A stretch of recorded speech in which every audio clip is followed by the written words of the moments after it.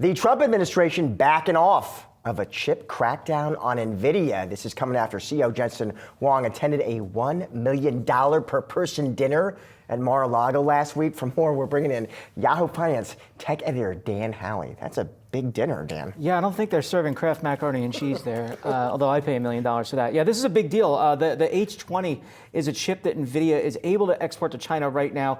It's what DeepSeek trained their models on when it came to their R1 and their V3 AI, generative AI models. And so the idea that this would have been kept away from China was a big deal and up for discussion. There were both Republicans and Democrats saying that they wanted it to be controlled under the export controls. And so that would have hurt NVIDIA's overall revenue in China. Now, while they've said that they're not expecting any expansion, significant expansion, and that they will miss out over the long term because they won't be able to ship things like their Blackwell chips or their upcoming Vera Rubin chips, they do still have this in their back pocket that they're able to generate revenue from when it comes to China. So it's a big deal that now they're saying that they're still going to be able to, or at least the reports are, that now they'll be able to continue to hold on to that and continue to sell it for some time going forward.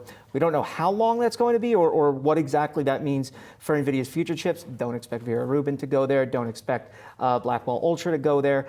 But the fact that they're able to have the H20 and perhaps future kind of, we'll call it nerfed high-end chips going out there, still good news for NVIDIA. And more broadly, you've been following big tech's relationship with the president. And this dinner, just one example of basically big tech CEOs paying a lot of money to get close to the president and trying to convince him of their agenda. Yeah, I mean, look, this started prior to the inauguration. We had companies ranging from Google and Microsoft to Meta and Apple, either their CEOs or the companies themselves donating $1 million to the inauguration fund. We had them meeting up with him at Mar-a-Lago regularly.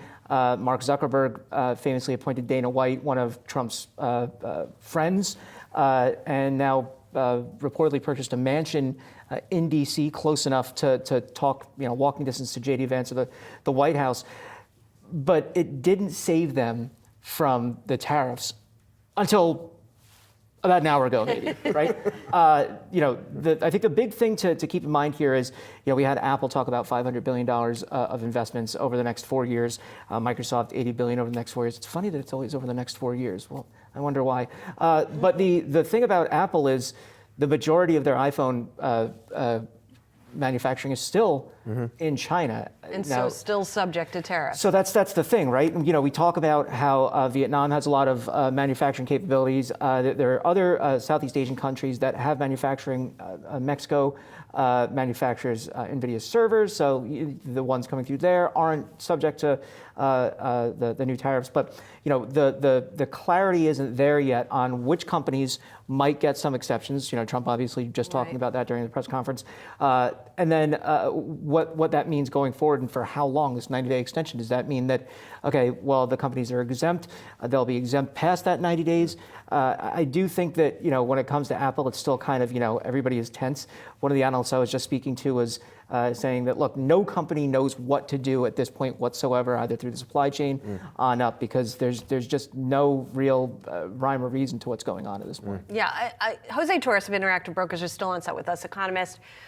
And Jose, you were just talking about the sort of silver lining potential here. Well, I want to ask, from an economic perspective, some of what Dan is talking about. In other words, this sort of seeming pay-to-play environment that this White House has welcomed, accepting lots of money and business relationships from the crypto industry, and then going easy on the crypto industry, accepting lots of money and having these big high-ticket dinners with executives, and then potentially working out deals. From an economic perspective, is that a positive, negative? What is that? How should we read that? I think it's a style kind of framework. The president, the White House, they want you to come in. They want to talk with you. It's similar to the nations, the 70 nations, 75 nations that Scott Bessent, Treasury Secretary Bessent, was talking about. They want folks from business, political leaders to come to the White House and have one-on-one conversations. It's not a kind of status quo kind of administration. It's part of why the voter base decided to elect the Trump administration. You know, it's a different kind of style. Let's talk face to face, eye to eye. Maybe that style, you know, you ask me if it's positive, negative, maybe it is positive. If you see someone face to face, shake their hand, maybe there's more accountability that way. You also know, Jose, though, what this administration wants. What does Trump value? He values when you come out and you say investments. We were just talking about NVIDIA. What NPR reports is that NVIDIA promised Trump, listen, we're going to make new investments in AI data centers.